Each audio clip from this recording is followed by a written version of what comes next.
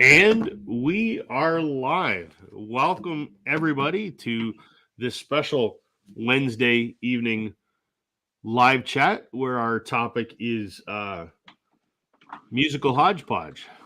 And this installment is brought to you by COVID-19 because I'm fucking sick. Welcome, Alex, and welcome, Jason. How you guys doing? Good, man. So good, Better than some. Better than some. That's probably true. Yeah. I'm just going to put a little ticker on here so people know what we're talking about. Cardboard head guys in the house.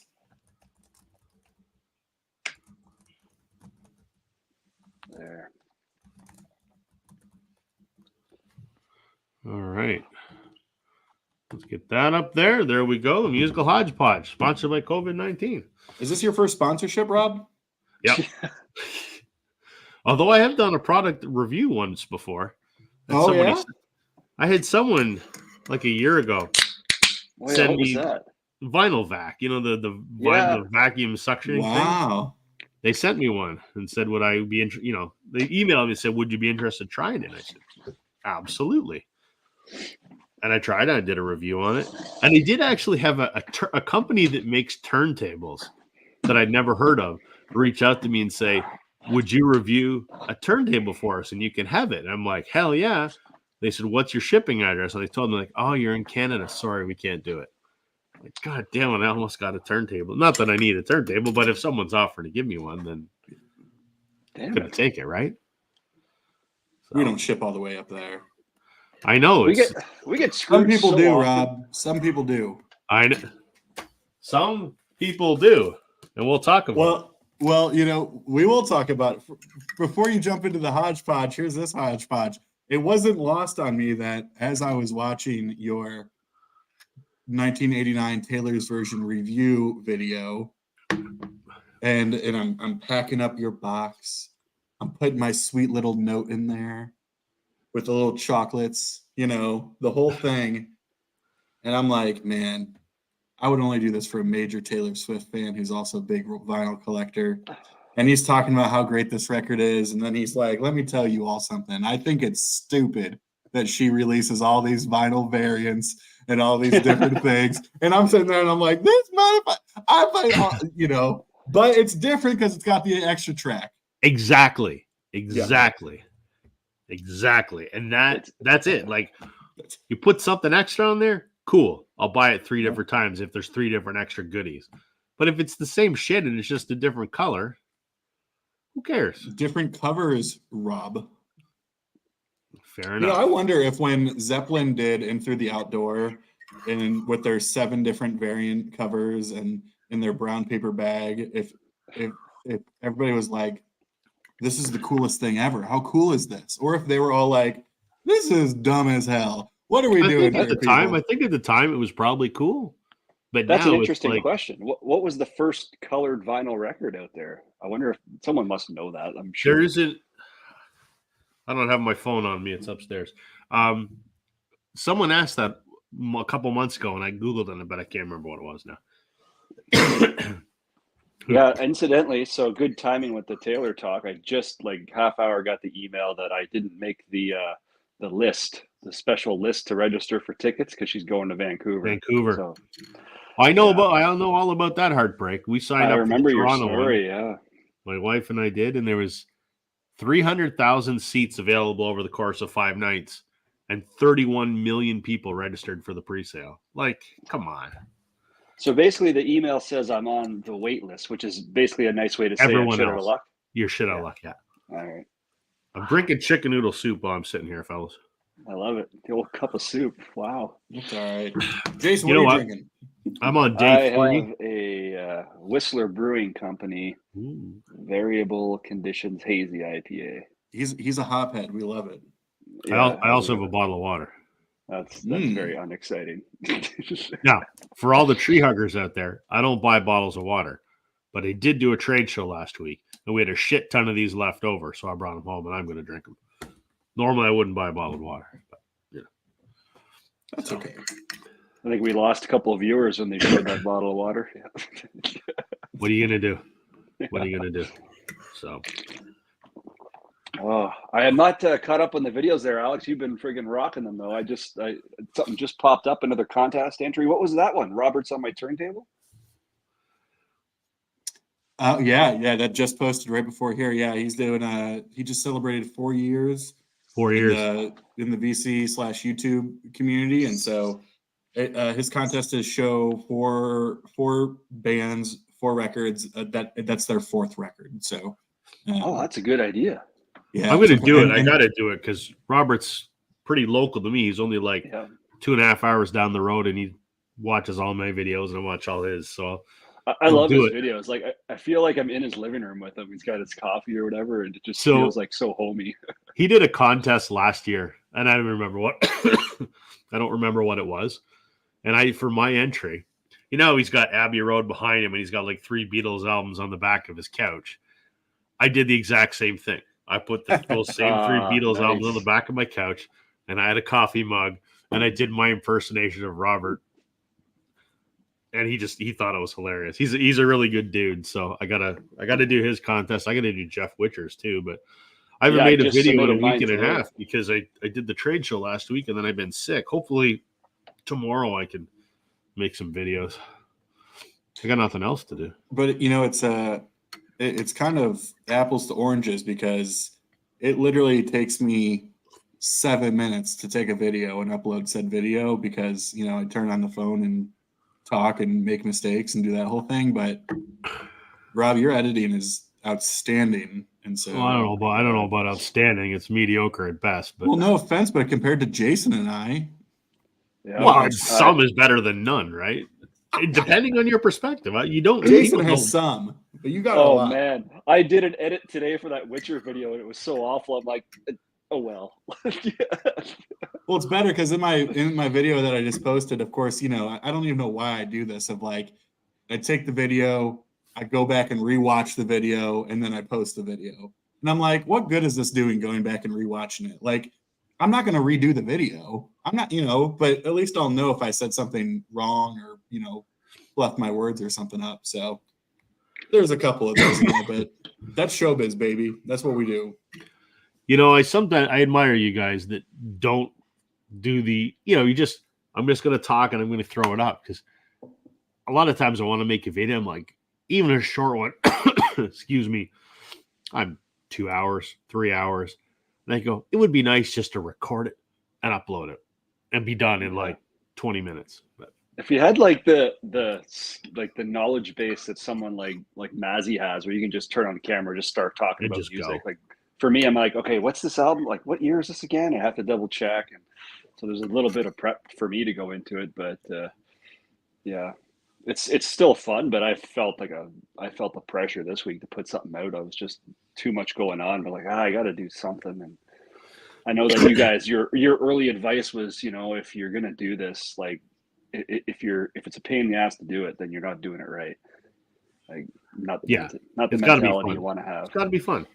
Yeah. Well, the other reality is I got single man, no kids, no responsibilities, 9 to 5 job. Even sometimes that, it gets a little bit like, do I really want to work till 5? Maybe not. And so, like, I have no responsibilities outside of that. And so it's like, you run around with these kids and all these different things. And I'm like, whatever. I'll just post a video of myself acting like an idiot and throw it up there. Man, your videos are great. That's awesome. I had great plans to make a video today because my very good friend, Mike from MGK Boston's in town today. Oh, yeah. His wife is from the same town that I'm from. Right. So they visit a couple times a year. And they've been planning this trip for like 4 or 5 months. And when they come, we set aside time. Mike comes over here. We make a video. And I know his wife, Patty. She's an absolute sweetheart. I know his daughter as well. Patty baked me some cheesecake because she's awesome. And the 2 of them were going to come over. And the 3 of us were going to make videos. And I had to text him yesterday. I go, Mike, bad news, man. I got COVID. So he's in town, and he came over very briefly today, and he stood on my front lawn, and I opened the window on the door, and we had a chat from about 15 feet away, and he brought me some of Patty's cheesecake, which I'm going to be making a video about later this evening. But kind of sucks because I was really looking forward to it's cool when it's cool that what we're doing, but when you can actually have someone physically there with you that you're normally used to just seeing on a computer screen. So much. Yeah, isn't there like a Sam and Alex thing happening or what? Yeah, in like 2 days. Oh Nice. my God, wicked. Yeah, so that's just gonna be hilarious. I mean, I Sam and I have always kind of just like hit it off and similar sense of humor and that kind of stuff. So I'm hoping that translates well to in person hanging out and that kind of stuff. So yeah, I get down to his neck of the woods on Friday, and I think Friday we're going out, like getting dinner, and of course I'll be drinking beers and doing the whole thing, and then Saturday there's a record show that we're going to. So it's nice. Yeah, it's shaping up to be a pretty great weekend. So that sounds great. Yeah. For everyone that's just joining us, I'm hosting tonight because Glenn's working. He works as an usher for his local hockey team in the AHL. So he's ushering this evening, and Sam is at a concert. I can't remember which one. So is it Nick Lowe tonight? Yes, Nick Lowe, right. So Jason and I are joined by Alex tonight, and our topic is musical hodgepodge. We're just talking about whatever should strike us, recent pickups, stuff we've been listening to, anything musically noteworthy. And this episode is sponsored by COVID-19 because I'm sick as fuck. Tell me someone educate me on Nick Lowe.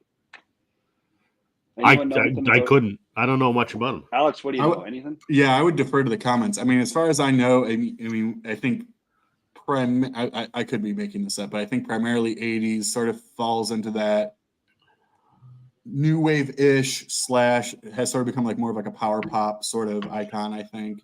Like, I don't know. This is probably ignorant, and I hope somebody in the comments who is a Nick Lowe fan, or at least knows more about Nick Lowe than we do. I've always sort of like put him in a similar sort of like boat as, maybe not as famous, but similar sort of boat thematically as like an Elvis Costello, sort of a, falls into that new wave / power pop / 80s stuff. Saying hi to everyone in the comments. Cardboard Head Guy, Bob F., Martin Bench, Matt from Prime Analog, Wyoming Dave. Thanks everybody for watching today. What do we want to start chatting about, fellas? Do we want to chat about things we've picked up recently, or? Yeah, I got some stuff for sure. We like not much in this small little one-horse town here. We have there's like a music store that sells instruments and things like that, and he's got a few turntables, but and he's a real music fan, the owner of the store, and everyone that works there is like super knowledgeable about just music in general. But he also just a couple of years ago started bringing in vinyl records, and he knows that I'm one of the more nerdy guys in town about that. So he's got a list of half a dozen guys or whatever, and so when he does get new stuff in, which isn't too often, he sends the bat signal out, and then we all flock to the store and flip. Is it like a big record that spins in the air and shines on the clouds? That's right. Yes. Nice. So ultimately, I got to go down there and flip through. I think he said about 600 to 800 records, and wow. And he's brought in collections before, and there's kind of hit and miss. And I've gotten some good stuff, but this collection had a lot more so for stuff like that wasn't really appealing to me. But I was happy for other collectors because there was a lot of like 80s kind of metal and stuff in there, and everything was in really decent shape. Like whoever's collection this is, this was like not spun more than once or twice, right? So wow. I was pretty stoked about that. Like again, small town, no legit record store. Like I drop what I was doing and I just go. And sure enough, I'm already like not competing. I'm like having a good time with whoever's there. But we're like, oh yeah, what do you got? What do you got? And I set aside this pile of like 50 records. Another guy comes in. Oh, are these taken? I'm like, not really. Give me a minute. I'll let you know. I just throw everything aside that I think I might like, and then I'll open them up and check the condition, and then double check whatever I need to. But that's a great tip that I wish I did sooner, because the amount of times I'd flip through a bin and I would come across a maybe, and then I would just be like, meh, well, if you're that interested, come back to the bin. And it'll be gone. And I've gotten burned so many times doing that. And it's like, if I even have a remote interest, it's like, I'll grab it, put it aside, and figure that out later and put it back if I get to that point. Yeah. So I got a few. I wish Sam was here. Maybe he'll catch it on the replay. But I finally jumped into the John Prine era. The debut, yeah. Yeah, the debut from Prine.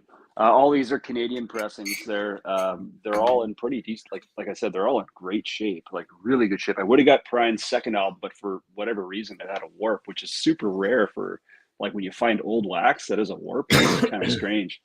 And then I got that. I couldn't pass it up. I've passed it up before, but this again, just the condition of the wax was too good to ignore. And then I think the most exciting one for me was finally getting a copy of Desire. Dylan's Desire, and again, it's a repress. I think they're all represses. But we talked about Bowie recently. I got my Bowie, and I got again another Sam inspired kind of thing. Starting my Petty collection. I got Full Moon Fever, but now at least I have that. And in the other room there, I have the two heavy hitters. I got another copy, third, fourth copy of Dark Side of the Moon. I couldn't help it. It was a pristine Canadian pressing. I just had to do it, right? I just had to. And then Zeppelin 4, again, perfectly clean. But I go and I try to catalog, and those two I've cataloged already because I knew they would take me the longest time because there's over 500 pressings and Discogs. I go to the friggin' Zeppelin one, and I finally, there's 30 Canadian ones. I go through each and every one of them for the matrix numbers, and the one I finally found, I'm like stoked. Oh, there's 4 comments. Every one of the 4 comments is, "This is a horrible pressing. This is the worst one ever." So I haven't really I quickly played it to see if it sounded like garbage. It didn't to my ears, but I'm gonna force my family tonight to sit down and do a listening thing. Compare that with the Jimmy Page remaster, which I know isn't too popular, but whatever. That's my excitement for the week. I just blew it all in the first couple minutes here. Sorry, I'll just shut up now. Well, you blew it all early, is what you're saying. I was a little premature with my excitement there. I'm curious, Jason. I don't know if you've listened to "The Song Remains the Same," but I feel like that is one of those very, very polarizing live albums. I know because I haven't it's like, to it. Do you want to hear?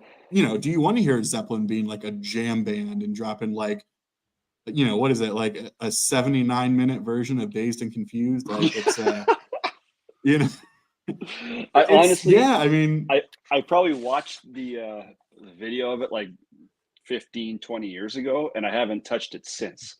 But I know in my heart, being like Zeppelin being a top 5 favorite band for me forever, I'll own everything eventually. And when it was this, there's a bit of ring wear on the cover, but the actual everything's intact, like the page, like the little booklet kind of pages inside. Everything's really good.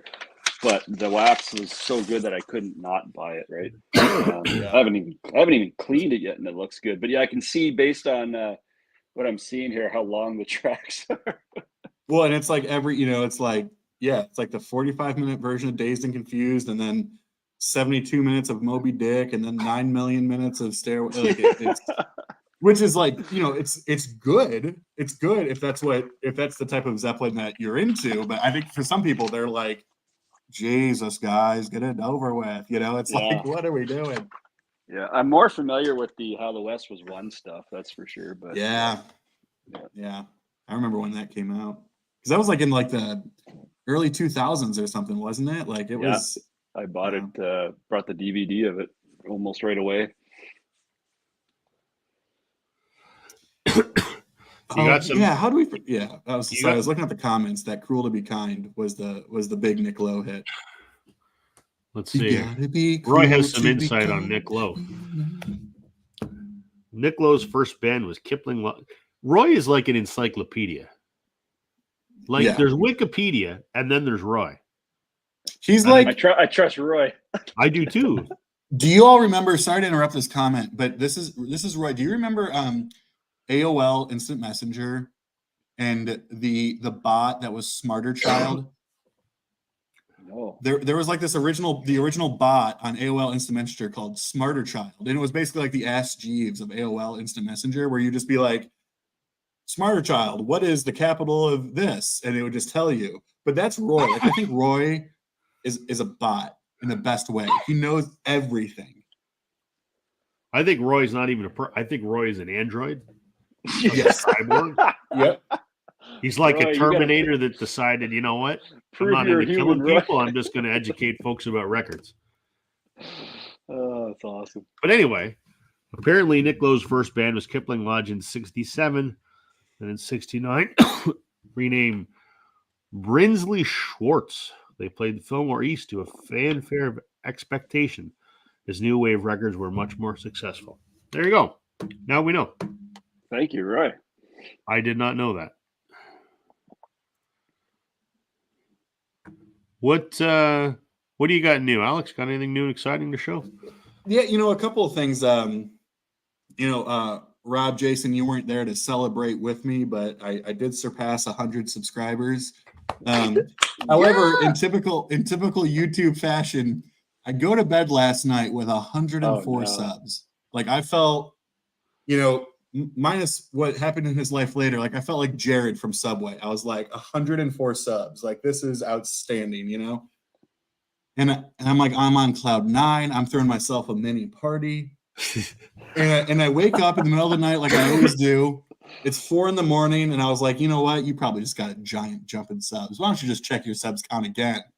And I check it, and it's at 100. Oh. And I'm like, I'm going the wrong way, fellas. I was like, I'm going to throw myself a party for hitting 100, and I'm going to wake up the next day. I'm going to be at 97.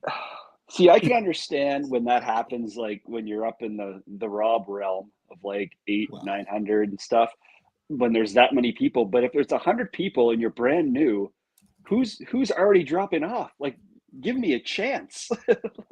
Yeah, it's a great point, but now we're back. So I don't know if it was just like a blip in the market, but yeah, I mean, one of the videos I showed, I guess Sunday was, I was able to visit a best friend of mine growing up, and we were super involved in music. We were in bands and stuff like that growing up, and like I said in the video, like his parents sort of became like my parents, and just we're all really close. And so he just had a kid and was visiting with his wife, and so I went up there. And every time I go up there, though, like I go up to his dad and I'm like, "Can I go raid your garage?" And because his garage is just tens of thousands of records, it's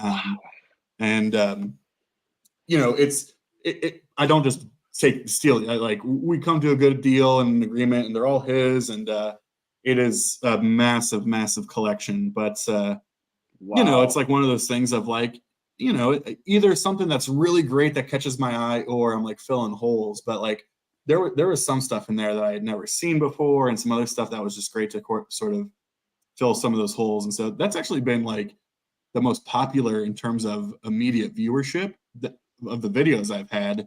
I think because people just like watching videos about like record hauls, right? They're like, if it's a record haul, like I want to see what it is, sort of thing. But yeah, good point. There is so much stuff in there. Let me see some of the fun stuff. This was one that I showed. Obviously, I showed all these in the video, but y'all know about the band, or heard the band Fanny? No. So they were like the original. I mean, I'm sure there were a lot that came before them, but they were like the musically different, but sort of the Runaways before the Runaways. And so sort of this premier late 60s, early 70s, all female rock and roll, psychedelic, hard rock group. And so their debut is like super hard to find. This is their third record, Fanny Hill. But, it's interesting. I kind of made the point that, it's like in those times, unfortunately, it was like they're almost like a gimmick, sort of like novelty band in those times, because in the late 60s, early 70s, that just wasn't something that mainstream rock and roll was like looking at. But it is absurd, like how good they are, and just like should have been absolutely huge. And so he had a number of these Fanny records, and I grabbed all of those because I don't see them in record stores a lot at all. So are they more rock leaning, less punk than the Runaways, or are they? Oh, definitely more rock. Yeah. And so they don't sound like the Runaways, but the Runaways sort of became, they're like, dude, it's an all-female rock and roll group. Like, how amazing is that? Which is amazing. And then they were like, 6 years before that.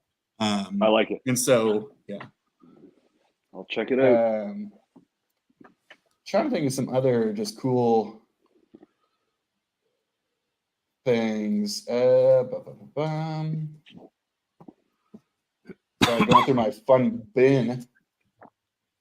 This was by far the coolest thing. I spent a little bit of time talking on this, but you're like flipping through these like bins in a garage, and then you just like come across this like cover, and you're like, what is that? I must have this. Like, you don't even need to read the band. You just see the cover and you're like, I know, like, this is not a jazz record, right? Like, you just sort of know, like, this has got to be some like psychedelic, weird early 70s, like gurgy stuff, right? Yeah.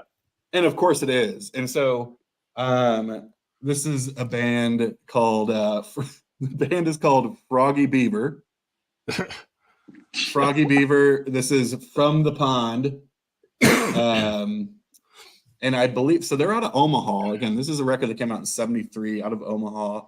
And yeah, I think it was like a private press too. Like it's on From the Pond Records. And so it's like that type of stuff is just cool. I haven't listened to it yet, but like it's gotta be good. It's gotta be good. With a cover like that, it's gotta be good. I learned that pretty early on watching, like in my collecting, watching Noble Records there, Dylan, how, he'd always show these kind of rare rock records, usually early 70s stuff, and he still does. And you could just almost tell looking at the covers that some covers you just can't ignore. You should just take them when you can. And yeah, they'll pay for you. Yeah, and that was actually the comment I made was like, this is the type of band that like Dylan from Noble Records would end up like reissuing or something like that, right? Like these sort of like lost early 70s hard rock sort of bands. Getting back to Fanny for a second, Roy says there's a great YouTube vlog of them doing Hey Bulldog. So there you go. We'll have to check that out. Okay. And then John's being a smartass saying Froggy Beaver. That's how I like his ladies. Oh my God, John. Leave it to John. Leave it to John. Beaver talk with John. There's always one goof in the crowd. And then actually, I kind of more in the less in like the pickups, but more in like the things I've been spinning lately. This is based on when I just posted the video I did for Robert's on My Turntable. I sort of did 2 quote unquote classic bands that are like very clearly my favorite that I've talked a lot about, and then 2 completely newer bands that I haven't talked about at all. And one of them sort of has a little bit of a connection to you too, based on your what are you calling it? The virtual vinyl or the what's the exchange? Virtual vinyl listeners club, whatever we're calling That's it. Yeah. Yes. But it reminded me how much I really love Dawes. Yes. And the record that you gave Jason to listen to, I absolutely freaking love. As I moaned and groaned about, that last track on that record is a top 3 favorite song of all time for me. Yep. Wow. And I also really, really love this record too. I feel like that's one Dawes record I actually don't own. Really interesting. Yeah. Yeah, well, and I feel like all your favorite bands, the title track was sort of their hit. You like would sort of see that sort of every once in a while on some alternative like folk radio or something like that. But I love this album, and again, like they have a way of closing out records in a really like profound way. And one of my favorite Dawes songs closes out this record called "Now That It's Too Late, Maria," which is just 9 minutes of just Taylor goldsmithing in the best of ways. So yeah, that album there, I think, is 2 albums after the one that I showed, right? Because there was there's the Stories Don't End or Stories Don't something. And then that one, I think, and then there was the one that had like the patch on the grass or whatever. I can't remember what the hell. It's got like a scout patch on laying on some grass. I can't remember what that was like called. Passcodes or password, something like that. No, that was after that one. So that was after that. But yeah, that was a good period of Dawes for sure. And I've heard that one. I just don't own it. It's John's asking here. It's DAWES. There you go. Yeah, and stylistically, you're talking.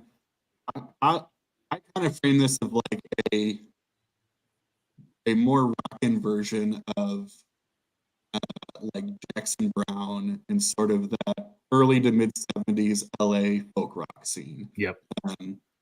It's not as it's not jangly like a lot of folk, but it definitely has that sort of folky tinge to it, but electric.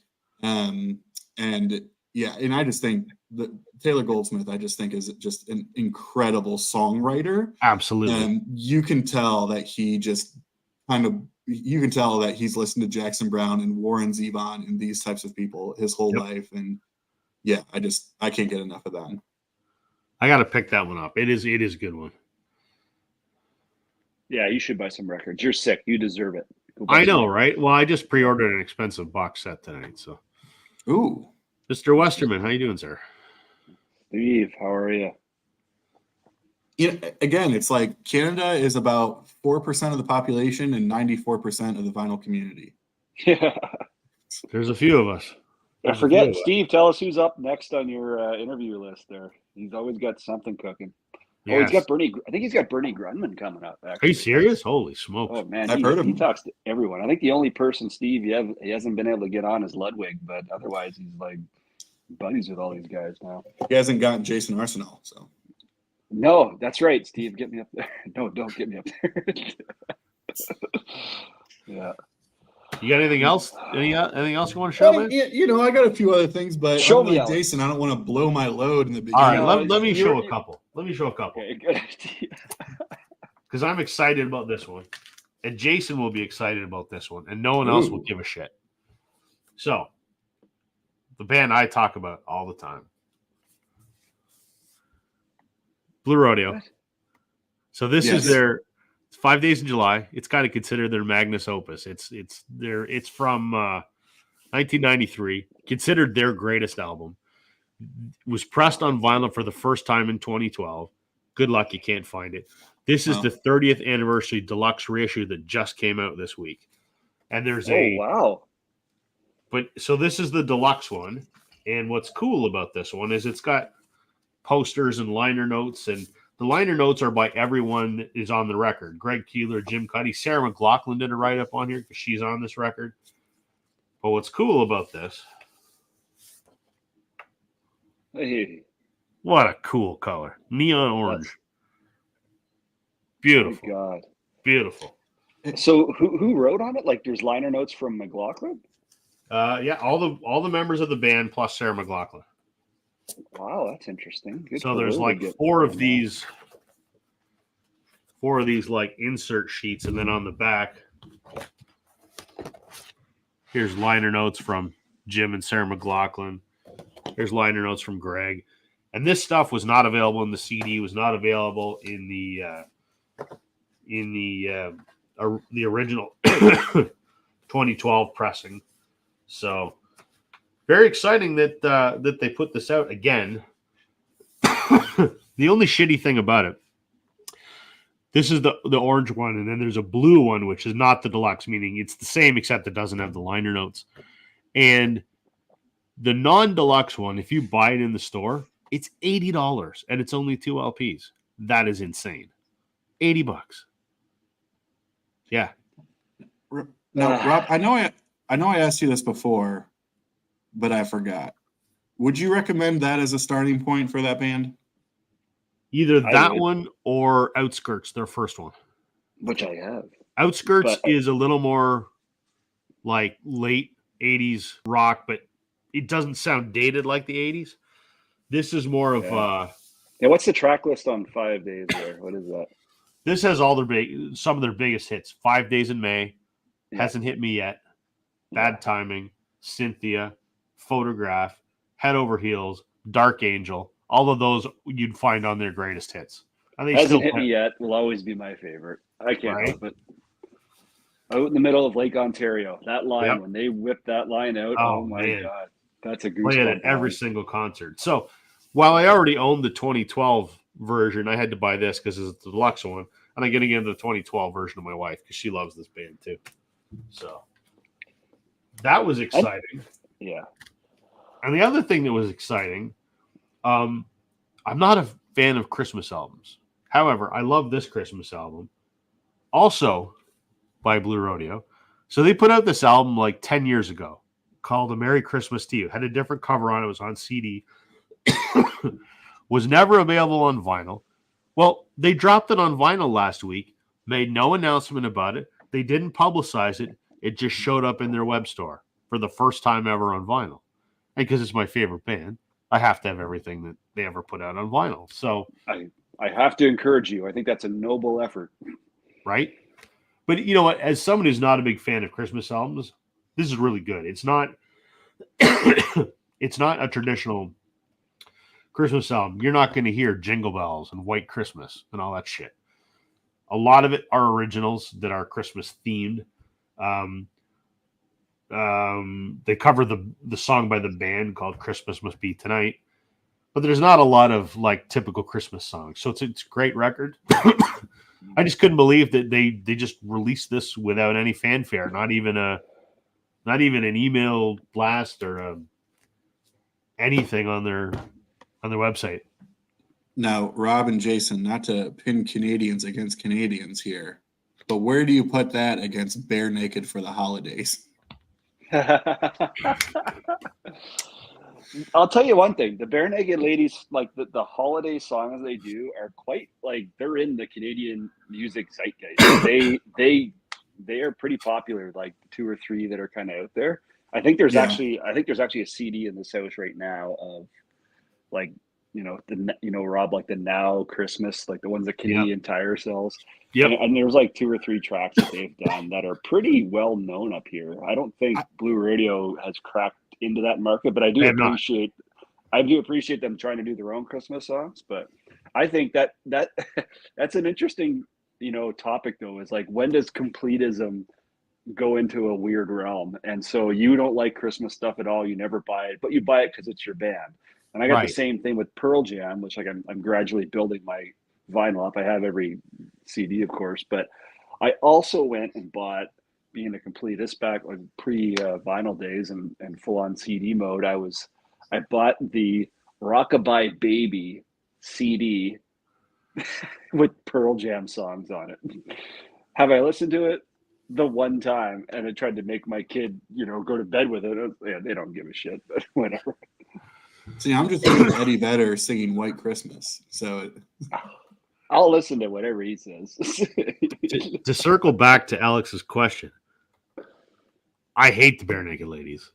Yeah. Let me phrase that. I hate the Bare Naked Ladies. I don't necessarily hate Bare Naked. Yeah. There's a fine distinction I would like to make there. I think they're a joke. I don't think they're serious. I've seen them in concert only because I wanted to go see the opener. Couldn't give 2 shits about the Bare Naked Ladies. I lost all respect for them when they parted ways with Stephen Page because he's the only one with any talent in that band. Yeah. Ed Robertson's a fucking goon.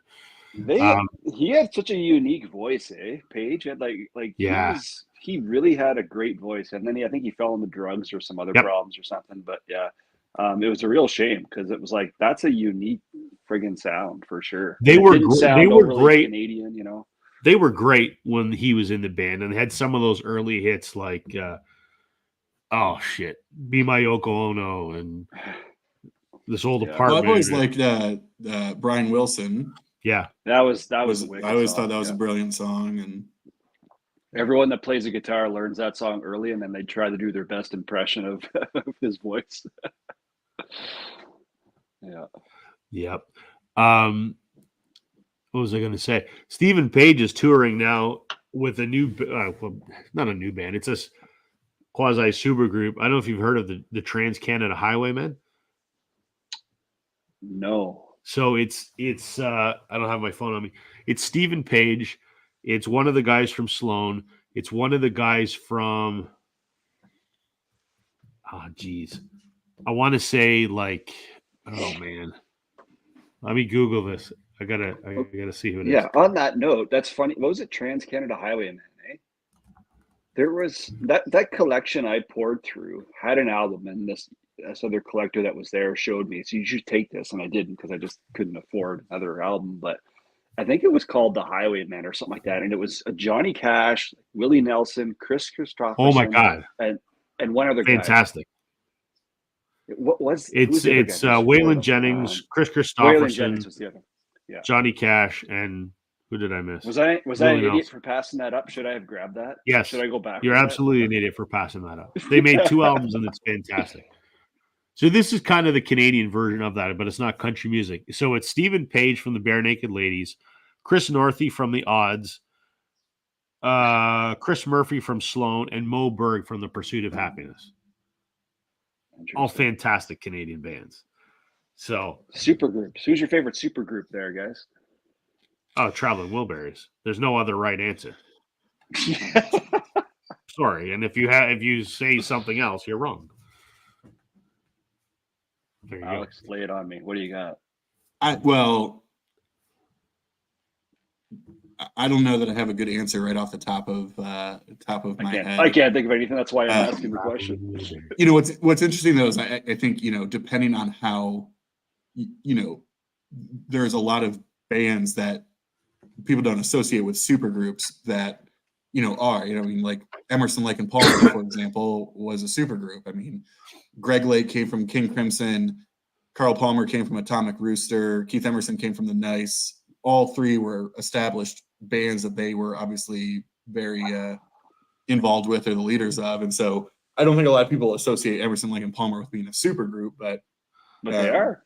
But they are or were. I think there's so many examples of that. But the Traveling Wilburys is an interesting thing. I mean, I don't dare step on toes around these parts. I know my place, and I know where I fall within this realm of people and their love for stuff like that and anything Beatle related and all that kind of stuff. And I've always thought that for the makeup of that group, as much as I do enjoy those records, I don't feel that it amounted to what the makeup of that group would have been.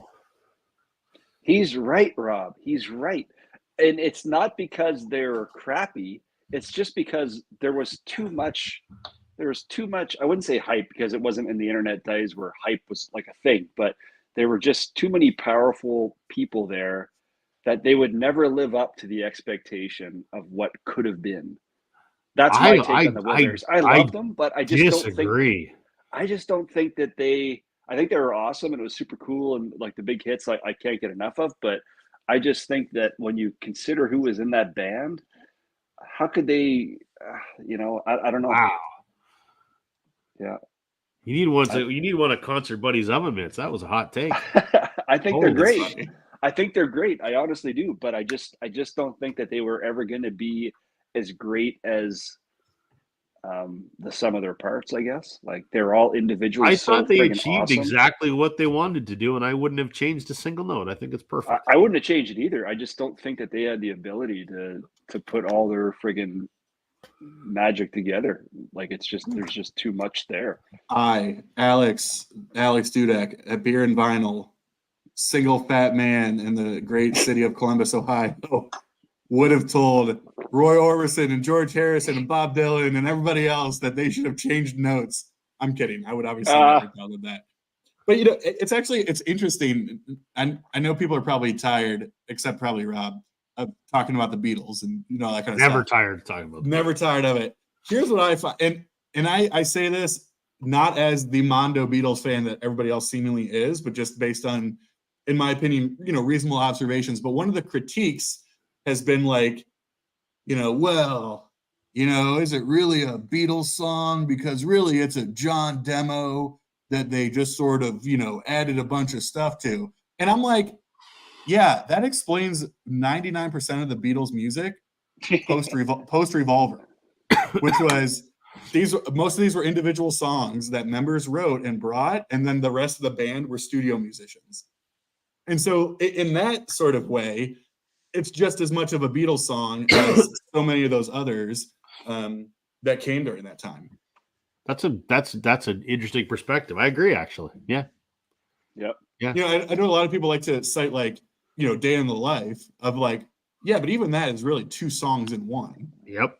You know, you have very clearly a John song and a Paul song that happened to, you know, get tied in. But they weren't doing stuff like We Can Work It Out later in their career. A Day in the Life is pretty awesome, eh? Oh, for sure.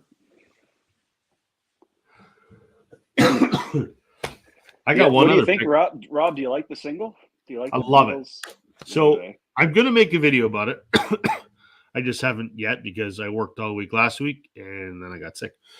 The first time through didn't hit me like Free as a Bird and Real Love did. I went, okay, fine. Yeah, me too. The second time through, I was like, wait a minute. There's a lot to this. By the third time through, I was floored. I think it's beautiful. I think it's the perfect capstone to the most significant career in music. Whether you like them or not, you can't dispute no one's had a larger impact. I think that's.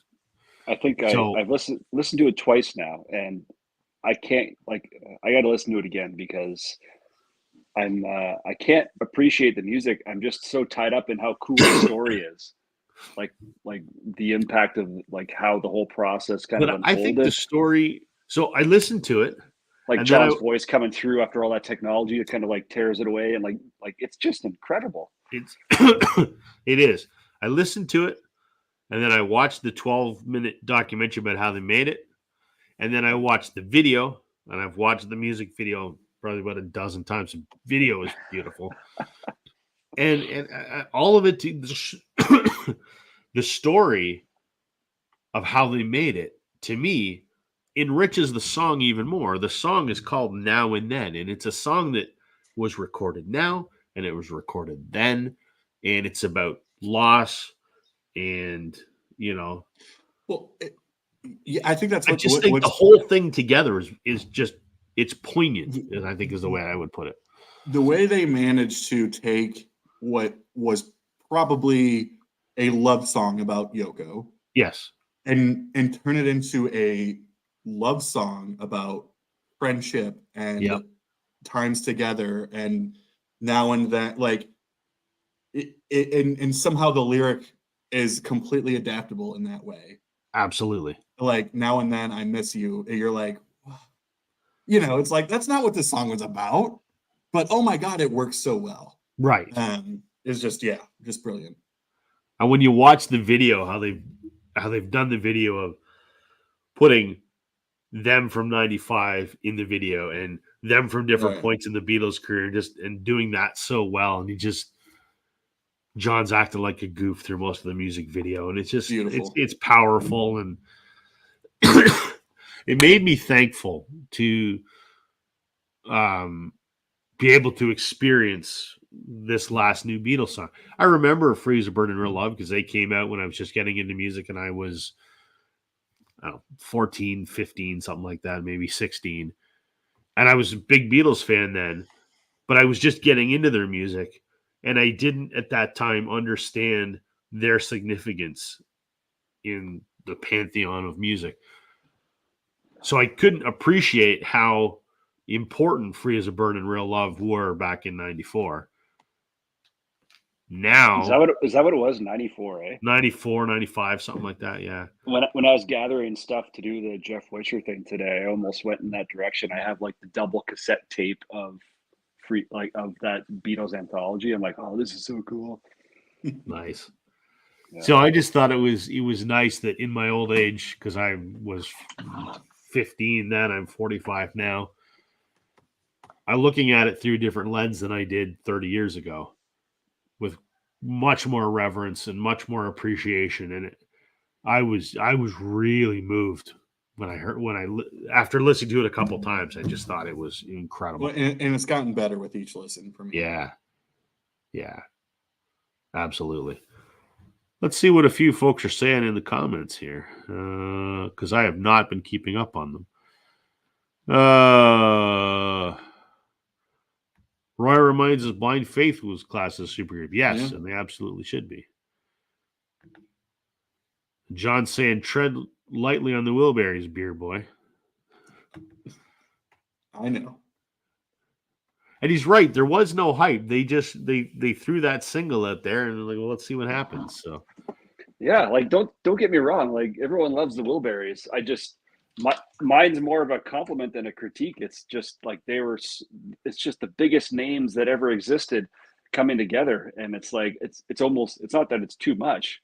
It's just like I think everyone's expectations were probably really high. And I think that the counterpoint to that, and I was going to make this point, and Roy's already made it here, is they were a fun band. They just did it because they enjoyed playing. They never took it seriously. and you know why? That is actually why I like them for the most part, was just that these are guys that are just wanting to hang out together and jam and make music. Clearly, none of them got together because they needed money. It was like, let's do something together. And like that mentality of a I think that's why I've always liked the super groups, because most of them, they're called super groups because they're already established artists. They're not doing this because they want to make a buck. It's like, Right. I want to do this because, you know what? I like your style of music. I think it would gel well with mine. And, you know, like every time I hear the word supergroup, my first thought is, my favorite example of that, nowhere near the Wilburys, I guess, is that Super Session album with Stills, Bloomfield, and oh my God, I'm spacing out here, and Cooper. And I thought that was just absolutely brilliant. But anyway, yeah. So don't get us wrong, Roy. We think they're all great artists, but yeah. Trevor says, sorry I'm late. Good evening. Rob, would you want them to remix Freezer Bird and Real Love? Absolutely. I think that would be great. And I think they really missed the mark on that, because what I think they should have done is, I'm going to talk about why, when I do my video, I'm going to talk about why I think they missed the boat. But aside from the cover art sucking really bad, I wouldn't have made, I mean, I get why they put that new remix of Love Me Do on the back, because, you know, you've got their first single, their last single.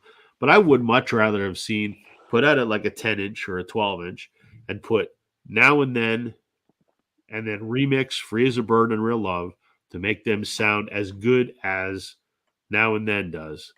So there's 3 songs. And maybe just put put Love Me Do on there, or put the original demo of Now and Then. You got a nice 4-song EP, I think would have been fantastic. But yeah, I hope they do remix them, and I hope that based on how well Now and Then has gone over, that maybe they will take a look at that. You never know. Bob, I fixed it, Bob. I fixed your it. lights went We fixed it. French Vinyl Addict. Hi, bonjour. There we go. Look, I'm sorry, people, for saying that the Traveling Wilburys were great and those records are great. That I'm just not obsessed with them. You know, it's not like I called them the Traveling Dingleberries. But if it makes you happy, I will. You know, I mean, yeah. Sheesh. I'll be below 100 subs by the end of the stream. I'm going to probably grab it this week. No need to apologize, man. You know what they say? Opinions are like assholes. Everybody has one. Some people got 2. Well, there you go.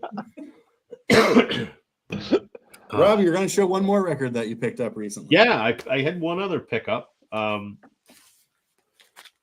This guy surprised me a lot lately. Liam Gallagher. He just put out another live record. This is live at Nebworth 22. I'm a huge Oasis fan, and I always respected Noel as the talent in that band. And I always thought Liam was a wanker. And then when Oasis broke up and he did the BDI thing, BDI sucks. And Noel's High Flying Birds, I thought were great. The first 2 albums were fantastic. No way am I going to like Liam, because he's just a whiny brat and he can't sing for shit. And then Noel started to go a little dancey on the last little electronica, on the one before Council Skies, and I'm like, not my speed. But then Liam started putting out some good stuff. He put out Why Me, Why Not, which was his not his most recent studio album, the one before, and it is exceptional. And then he did Live on the River Thames, which was exceptional. Then he did this Nebworth concert, which is exceptional. And I got to hand it to Liam. I dare say he's putting out better stuff than Noel is these days. So I was out of those two brothers, do you have respect for one more than the other, or like do you? I still respect Noel more, because he's the songwriter. I mean, Liam co-writes co-writes many of his solo stuff, but I don't know what. I could be a co-writer if I contribute a line for a song, right? So to what level is his involvement in the songwriting process? I don't know. And he's not a musician. He's just a singer. And I don't mean that in a demeaning way. I can't sing for shit. Can you please try? Let's just verify that. No. You have COVID as an excuse if it sounds bad. Well, it's going to sound bad.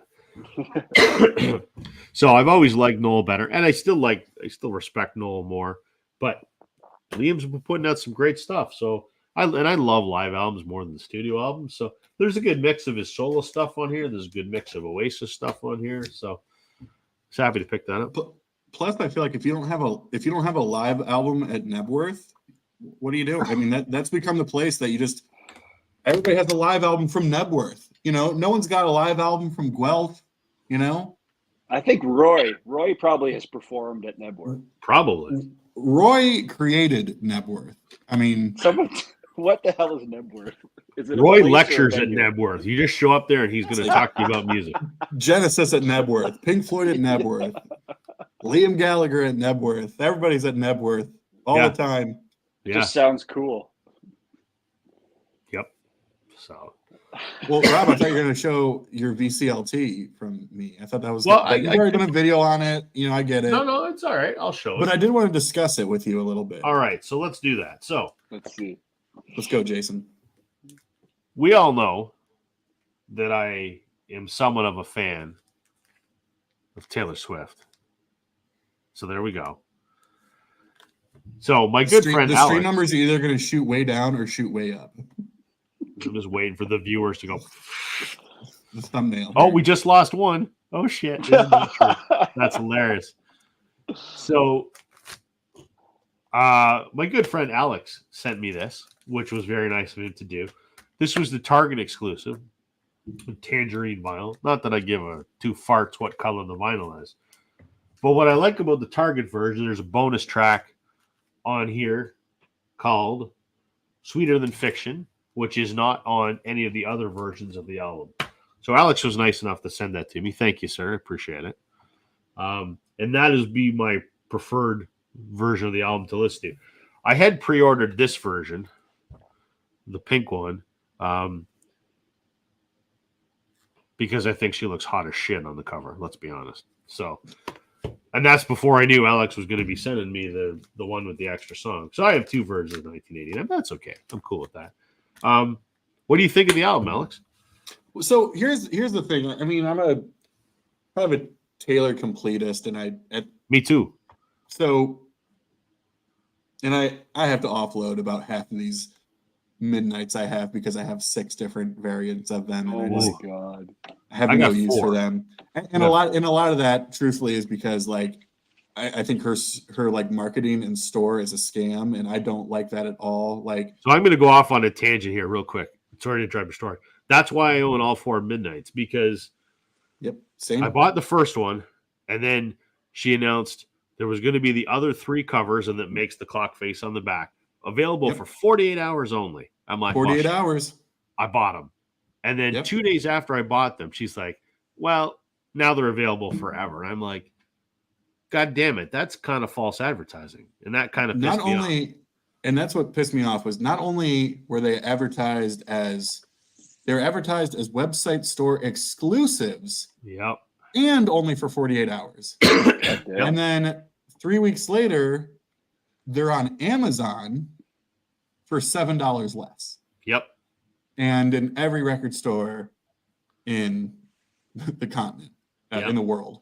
Yep. That reminds me of Chance's story with the Macho Man rapping album that he got for the record store day, and he stood in line for it, and then now it's like readily available. Same with Pearl Jam; they were like record store only, and then it came out. That's so wrong that they do that. That's wrong. And it's so that's why I have all those midnights, is because I'm sitting there thinking these are going to be collectibles. I put my name all the thing, and you're just and then. That's why I didn't buy any of these 1989s, because it's why? I mean, they're not exclusives. They're everywhere all the time. And for the collectors out there of Taylor stuff, I love that for them. But I mean, good. Yes, me too. So yeah, I say all of that of like, I'm a big Taylor Swift fan of music. Couldn't care less about personal life and all that. I just think that's annoying. And Me either. Couldn't care less. truthfully, it is something that her fans do perpetuate. But for me, it's like it takes away from the music almost. Like it becomes a distraction, and I think it puts her reputation, pun intended, there in a place where it becomes less about the music and more about all the shit, right? Yeah. All that to say, I was never a huge fan of this record to begin with. Right. This is where she began losing me. Me too. And I think that's what plays a role with, which seems to be different than what your take was on your video.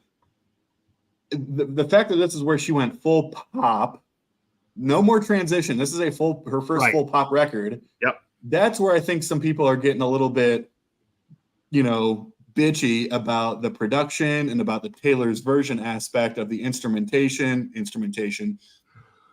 because it's already, this record to begin with was already very, very overly produced. Not saying that's a good thing or a bad thing, Right. but it was a ton of drum machines on here. It was a ton of synths on here. It was no longer in an acoustic guitar and a piano. Right. That Taylor's long gone at this point. And so when you already started with something that was so overly pop produced, and then you go to that next level, I think that's why a lot of people are like, whatever sort of thing. But that's the thing. I was never crazy about the record to begin with. But again, like all these other things, to me, the re-releases is there an element that's like, yes, you want to own her version and all that kind of stuff? Absolutely. But for me, it's all about the bonus tracks or the vault tracks. Yeah. And I, Rob, agree with you 145%. I don't know why that's the number. These sound like Midnight's tracks. They do. Just like the vibe of them and how they're kind of, they sound like they could have easily been off Midnight's, which is so interesting considering there was 4 records that separated them. It's not like it was like, you kind of know that like Evermore was just leftover tracks from Folklore. Of course. Which is great, but it's like these were not just like leftover tracks that ended up on an album sometime. You're like, wow, like for however many years and 4 records that separated these really sound like Roy is giving you guys shit. If Roy is giving you shit, you can't ignore it. John, whatever, but Roy is now. Well, like, you know what, fellas, we like what we like, so Okay, I do have a Taylor question. Give me like Sure. the 30-second Coles Notes version again. I think I asked you this before. What is the Taylor's version thing again? She had to redo all of her albums? She was with Big Machine Records, which her dad was an investor in, and she left them and she went to Republic, and Big Machine was sold, and she offered to buy her masters. She owned the publishing rights, but she wanted to buy the masters, and they were sold to Scooter Braun, who's Justin Bieber's manager, who Taylor hates. And they sold them to Scooter for less than what Taylor offered. Why? I don't know. So she got screwed out of her masters. So what she's doing is she's re-recording all of her albums so that she owns the masters. She owns the publishing rights anyway. So there's not much they can do except repress old versions of they can't take one of her songs, put it on a TV commercial because she owns the publishing rights, but they can repress the original version of Fearless. They can do that ad nauseum. But her logic being, and I think if she re-records them, her fans are so rabid crazy, they will ignore they call them stolen versions, the original ones now. So the fans will gravitate to the new ones, and they're better quality recordings, and she's just taking her music back. And now there's several other artists that have done it since then. Bryan Adams has started doing a re-recording campaign of his big hits. So weird. Yeah. Eh? It's worth noting too, though, that this does boil over into more of like general music conversations that, you know, Taylor Swift was not the first artist to be faced with this challenge. I mean, I remember, you know, Rob, Jason, you know, I'm like a mega fan of Def Leppard. They had a ton of label challenges. Their music was not streaming on any platform, but specifically Spotify, up until, God, fairly recently. And what they actually had to do was go back and they re-recorded Pour Some Sugar on Me and Rock of Ages, I think, to, like, you know, the 2012 version or whatever. And you know, had that on Spotify until they were able to actually get their full catalog on Spotify based on legal label stuff that's well above my pay grade. The Goo Goo Dolls did the same thing with some songs. Yep. Goo Goo Dolls. Holy shit. I haven't thought about them in a while. Oh, fuck. I love those guys. So your verdict is, you know, the new version is fine. Yeah. You like it? Yeah. That would be my verdict. Yeah. Yeah. I mean, it's, I like it. It sounds good. I think it's vocally she's much stronger now than she was then, but it's not a huge jump like you saw between the original Fearless and Fearless Taylor's version, because Fearless was her second album and she was 19. Now she's 34. So the difference in recording quality and vocal quality between those is a huge jump. This not as much. I mean, it still sounds really good, and I have both versions. I'll listen to this version. So I'm really intrigued when she comes out with her self-titled debut, the Taylor's version, because 16 and 35, it's going to sound a hell of a lot different. And that's a pretty shitty recording, to be quite honest. And that was back when she had a fake accent, Rob. I know. I know. Way more than you could ever love me. That's right. That's right. So what else we got to chat about? What else we got going on here? Yeah, we're down to 7 here, boys. This is Three of them are probably us. Dang, I did go down. I'm going to give a shout out. I bet you Roy likes this band. I'm going to give a shout out to a classic British band called Coliseum. I don't know if you can see that too well. Kind of a dark cover. I've heard of these guys. I think I've streamed one of their albums, but not that one.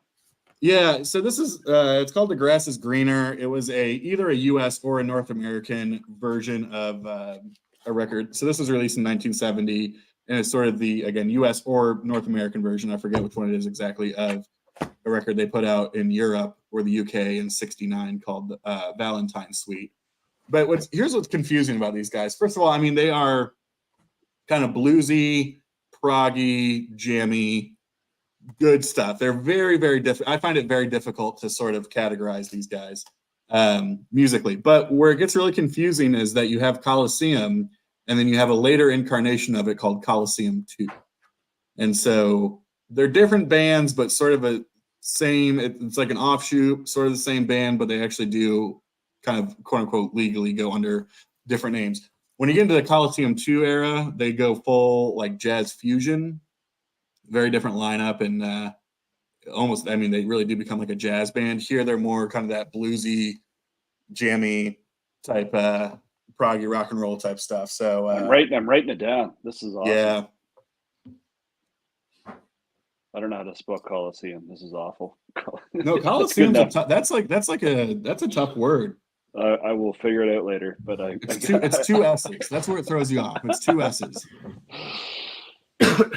Hey, Alex, did you check out One Bad Son, that band I was telling you about? I haven't got a chance to look into them yet. You'll love it, man. I promise. I sure will. Let's see. What else is on? You guys get anything on pre-order that you're excited about? I got a bunch, unfortunately. No, my pre-order came in after, I think I ordered Pearl Jam's Yield in like February, and it just got here a couple weeks ago, and pressed at 45, so I was all excited. It was supposed to be Vinyl Me Please's like first album out of their new plant, so I was like jacked. I'm like, this is going to be great. You know, if you're that deep into the vinyl pressing nerd stuff, it was like the guy who was in charge of Acoustic Sounds Analog Productions pressing plant jumped ship went to Vinyl Me Please and was going to be like in charge of their plant. Their plant got delayed, it didn't come out, so they sent the pressing, the masters or whatever, the plates over to, I think, Furnace Record Pressing, and they did it. And the pressing's not bad, but there is like no bells and whistles. There is no like, there's no obi strip. The jacket is just regular cardboard. I was expecting like some serious like high end packaging, and I was like super disappointed. So Well, and that's what was promised, right? Yes, I was like, this is gonna be great. I have no problem paying extra for the quality that I can expect from Vinyl Me Please. The only downside to Vinyl Me Please I've ever heard of is just their like customer service after if you need it. And anyway, so it was kind of a bummer. I needed the album anyway, so I don't regret it, but I definitely think it should have been a more of a high end thing. There we go. Roy says, I always think of Coliseum as a jazz rock band. He did see them in 1970, similar to Soft Machine Live. They both did a lot of jamming. It would be interesting for us to sit here and name off bands, and I think it would be tough to come up with a band that Roy hasn't seen. Because every time we mention somebody, Roy has seen them. Roy, I can't even imagine the musical memories you've got. That's incredible. Have you seen the Kinks, Roy? Rob, what do you got on pre-order that you're really excited about? So I've been my grail forever. So they finally are repressing Tuesday Night Music Club with Sheryl Crow. That's coming out next month, I think, is when that ships. So that's coming. The Skydiggers just put, and you wouldn't have heard of them. Jason might recognize them. They're a folk rock band from Toronto. No, I don't know them. Well, they've been around for 35, 40 years. They're very much in the sort of vein of they're on the same label, actually, as Cowboy Junkies. They own a label together called Leighton Recordings. You know the Cowboy Junkies, right? Yep. Yeah. So it's very much like the Cowboy Junkies. So they just put out a new album on vinyl, which is great. So I'm waiting for that to arrive. I just ordered, because I'm a completist, Bryan Adams does a box set live from the Royal Albert Hall. So he did 3 nights, and each night he played an entire album in its entirety. And he did... I love when bands do that. Yeah. So he did Waking Up the Neighbors, he did Into the Fire, and he did, I think, Cuts Like a Knife for the 3 albums. So I ordered that. And it comes signed, which is kind of cool. It comes with a DVD or a Blu-ray of the performance. And the price on it is reasonable. It's 3 LPs and a Blu-ray and a book in a slipcase. And it was like, and autographed, was $113, which I'm okay with. You're getting a fair amount of music out of it. The shipping, as always, because we harp on this, the shipping was friggin' ridiculous. $70 shipping. Oh, Jesus, right. And there was only one shipping option. So I'm like, maybe I'll get it on Amazon. Well, they only have the CD version on Amazon. Oh, and that doesn't ship out of Canada? No, ships out of England. Because while Brian is Canadian, he lives in his studios here, not too far from Jason, about 16 hours away. He lives in London, so he runs everything out of England. Royal Albert Hall. Second only to Nebworth. Second only to Ned. Everyone has a Royal Albert Hall, and everyone has a Nebworth record somewhere. Yeah. Rob, I remember sharing this with you on like months ago when I jumped on like a live stream. It's just, kind of a comment or whatever. But I remember Bryan Adams was the first proper show I saw, because it was when him and Def Leppard were doing their stadium tour back in 2005. Oh, I would have loved to have seen that. Yeah. And it was sort of in the same vein of, I think it was Willie Nelson and Bob Dylan did something a couple years earlier. And it was minor league baseball stadiums, but I saw them twice on that tour. And he's great. His band is really good. Yeah. They're just solid. But, it was one of those things where you go in there and it was like, oh, I know a couple Bryan Adams songs, And it turns out a lot more than and everything I do. And you play for 90 minutes, and I was like, I knew all those songs. Every single one. Yeah. Yeah. I would have loved to have seen that show because I've never seen Def Leppard. I had a funny Def Leppard moment with my son, who is 7, and he's not really into music, but I'm trying to pepper him every once in a while with some things to maybe get him interested. And I showed him some Def Leppard videos on YouTube, and he was starting to dig it. And I don't remember what video. It might have been Pour Some Sugar on Me, but it doesn't matter. And you see Rick Allen playing the drums. And my son goes, Dad, that man only has one arm. And he was just blown away that there's a one-armed drummer. And and it was hilarious just to watch him come to that realization. Because his brain was like, I don't understand how this works. So I was trying to explain to him he plays with his feet. And it's funny. So that was one of the picks for Robert's on my turntables video. Fourth record was, this I got mega. And I made the point because I think this is, pretty polarizing. Specifically, I think amongst, people who got into Def Leppard really early, who associated them more with the British wave the new wave of British heavy metal with Iron Maiden and with Angel Witch and Saxon and those types of bands. And then by this point, they were like, a full-on rock pop band. But I made the point in the video that, the story behind how this record just came to be is wild. But that when they brought Mutt Lange back and he was like, listen, like, if you're going to bring me back, here's what we're going to do. He's like, we're going to make Thriller, but for like hard rock fans. Yeah. And it's crazy that like this record alone reeled off 7 singles. Six of those 7 singles were top 20 hits in the United States. Yeah. Oh my God. I didn't realize it was that crazy. And Rob, do you know their only number 1 hit? I mean, I would think it's probably Pour Some Sugar on Me. Only got to number 2, but was bested, oddly enough, by probably my least favorite song on this record. I don't know. Which is what? I have no idea. I don't know. If you've got love in your sights, watch out. Love bites. Oh, really? My God. I like that song.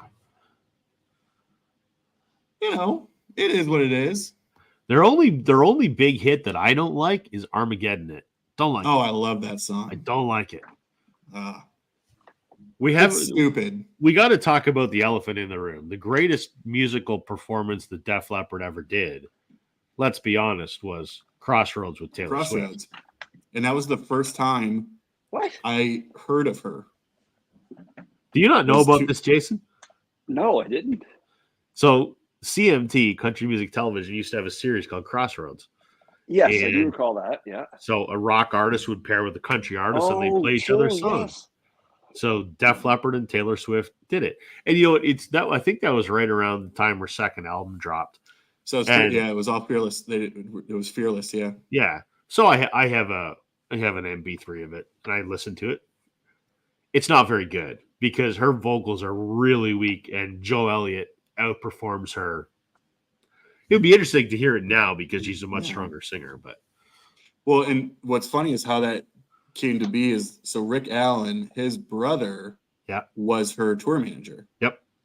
I don't know if he still is because it's probably a very different type of touring environment now than it was, 15 years ago. But they always had that sort of that connection. But yeah, I always joke about that. That was the first time I had any idea who she was because I was such a mega Def Leppard fan. I think that was my introduction too, because I'd heard of her, right? And I'm like, I don't give a shit about country music. I'm like, she's doing this thing with Def Leppard. I gotta check it out. Yeah, yeah. I do like that version when they do, because like them doing Taylor Swift songs is a little bit different than her doing Def Leppard songs, right? But I've always liked their version of when they did. Was it? I think it's off I forget if it's off Fearless or the debut of Could Have Said No. I always thought it was kind of like a rocked up version. That they did that I always liked, but I'm surprised that you haven't seen them because I feel like they are just a nonstop touring band for the last. I mean, 40 years. they come here often enough. They play. There's this place called the Molson Amphitheater that they play quite regularly. Yeah. I just I just haven't I've been made it. there. Yeah, actually, it's called the Budweiser Stage now, but Yeah, right. Yeah, just get because I think yeah, Molson you'll love was that. Take Molson the was Canadian purchased company by out of it, Budweiser, right? I think. Yeah, I've seen Dave Matthews there, Jack Johnson, Ben Harper, Pearl Jam. That's a nice little area. Yeah. I try to avoid going to the amphitheater because it's such a pain in the ass to get to. Yeah. So I forget what show it was. I think it was Pearl Jam. And my sister, who lives up in Newmarket there, we were there. And we happened to go to a concert the same week that they were doing the Molson Indy or whatever, like the Indy race. Shit. And so the roads getting out of there, it was the longest drive ever. Yep. Just nothing but traffic. Anyway, back to your Crossroads comment. What are some great shows like on like either VH1 or Canadian Much Music or MTV? What are some great music related shows or series you guys can think of? Right out of the gate for me, VH1 Storytellers was huge for me. Storytellers is great. I was going to say that. The other one that springs to mind instantly is Behind the Music, which used to be on Yeah. VH1. Oh yeah, right. That was great because they would go really in depth on either an album or a band's entire career. Love it. Yeah. Yeah. I love there was like the parody on Behind the Music where it was like Yeah. every episode was exactly the same of like they might have risen to stardom, but heroin had a different plan. You know, it's like and there's like, you know, like the graphics of like the zoomed in camera with just like powder and strippers everywhere, and they're like Axl Rose couldn't take the heat, you know, and you're like, oh no, not another band, you know. But Storytellers is great. Rob, did you ever watch Def Leppard Storytellers? I did. That was 99? Something like that. Yeah, because it was right after they released Euphoria. But yeah, I remember again, like back in the day of like you couldn't just YouTube this stuff. No, you know, like you had to dig for this stuff. I miss music television. I really do. I spent a lot of time. We had Much Music, which is like MTV, where they would basically, in its heyday in the 90s, would run music videos 24/7. Now they would have shows in there, like they'd show up Behind the Music every now and then, or they would have like there was one show that was on for an hour once a week that was all about heavy metal, and Metal they would Mania? I don't know what the hell it was called, but I just Rob, what the hell was that? Yeah, Oh, I can't remember. But I would put in the summer. My parents Metal Mania, but yeah. No, my parents would leave for work in the morning, and I'd sit down and turn on Much Music, and I wouldn't move till they got home 9 hours later at the end of the workday, and I will have done nothing all day. I just watched music videos all day long in the summer. It was great. I loved it. Much Music used to have this cool show. So John's got it. I forgot about Headbangers Ball. No, I don't have my phone on me here. But so Much Music was this very cool, like turn of the century building downtown at Queen and John in Toronto. A corner. It's this beautiful old like limestone building, and on the main floor was the TV studio, and all the garage doors would roll up and it would be open air. And they used to occasionally do these specials called Intimate and Interactive. So they would have a band. Oh my God, Rob, what a nostalgia kick. Holy shit. So they'd have a band come in for an hour and a half and they'd play Intimate and Interactive, and like fans would be lining the street. And if you were lucky enough, you could get in and sit on the floor 3 feet away from the band, and they'd play a bunch of songs. And they'd also, you could phone, you could fax. Oh my God. This was pre-email. Fax, yeah. For you my could home fax machine, yeah. And that you could ask the band questions. And they had some big ones there, like Green Day came and did one. So, you guys remember, obviously, the band Bush? Yeah. Mm-hmm. I remember when Bush did the Intermittent and Interactive, and they had like this pillar in the studio, and all the bands would sign the pillar. And then in Canada, for some kind of legalistic reason, they couldn't be called Bush because there was a previous band called Bush. So in Canada, it was Bush X. Yeah. And so the band Bush didn't like that. So when he signed the pillar during the Intermittent Interactive, which is kind of weird, corny, but I still remember this. He signed it like Bush Positive, which was just strange, but nonetheless. Oh my God, Rob! I haven't Bush thought about did that.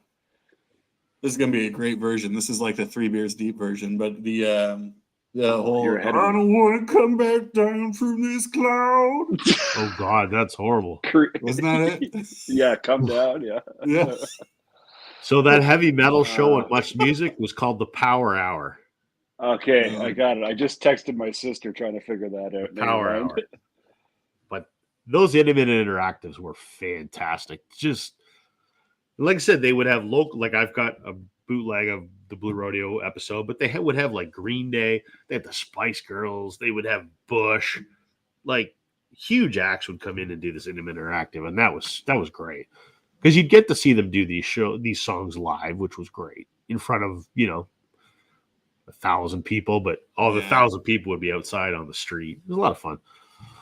Those are the good old days, man. The building's still there, and it's still a TV studio, but Much Music still exists, but it's gone the way MTV has. It's all mindless reality television for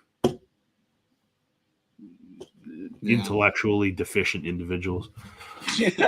Not to change the subject, but I'm curious, Jason, do you have anything on the horizon that you're so I don't pre-order anything unless it is a like Rob, you were kind of referring to with the Bryan Adams record order that you place, like unless it's some kind of like special website only signed, like that sort of thing. I don't have anything in particular, but the thing I'm most disappointed I missed out on, and I think I kind of half-assed checked to make sure that I missed it, and I'm sure I can find it on Discogs, but I don't know if it was Sam Records out of Europe. It was some kind of boutique pressing that someone released. Mazzy showed it. It's how I found out about it. I can't believe I missed it. I missed the memo on this, but I'm a big fan of blues, really old blues stuff. And they did a Big Bill Brunsey album recently, and I really want that. And so I'm going to have to dig deep, and that will probably be my Christmas gift to myself if I can find it. But because when I first started collecting, I was like, I need to get a Big Bill album because he was the reason. He was my gateway into like acoustic blues type stuff. He's kind of a bit blues ragtime, but whatever. Anyway, so he was a big thing for me. And so when I first started collecting, I bought like, a best of Big Bill album. Sure.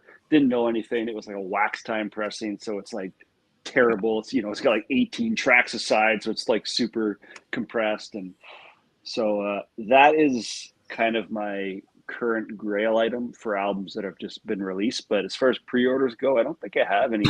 I definitely don't have anything on the way. What I wanted to do, and I didn't do it, was I was going to get that Who pressing of Who's Next. I never did bite the bullet on that. I picked up a used copy, but it's not the pressing I wanted, but it was dirt cheap and it was clean, so I grabbed it. Yeah. But the Big Bill thing it's kind of like where my mind's at these days. I need In Groove or Acoustic Sounds, they sold out, or I didn't even check there. I just kind of I think I remember. I don't remember, but I think I remember checking for it to be from the boutique seller. I keep thinking it was Sam Records. I might be wrong though. It might have been. I thought it was Sam, but which is a great like company. Like all I've ever heard is like amazing positive stuff. So I'm hoping to grab that.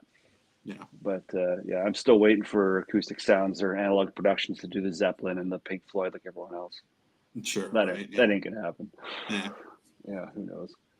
Yeah, I'm curious on what the next Rhino high fidelity thing is going to be. Are you guys like, okay, here's a hot take, or could be a hot take. Do you guys give a shit about Steely Dan? Nope. I do. I mean, I have all the records. I just don't have, interest or money. And, the $125, $150, audiophile pressings of it. I do like Steely Dan, but I think I respect them more than I listen to them.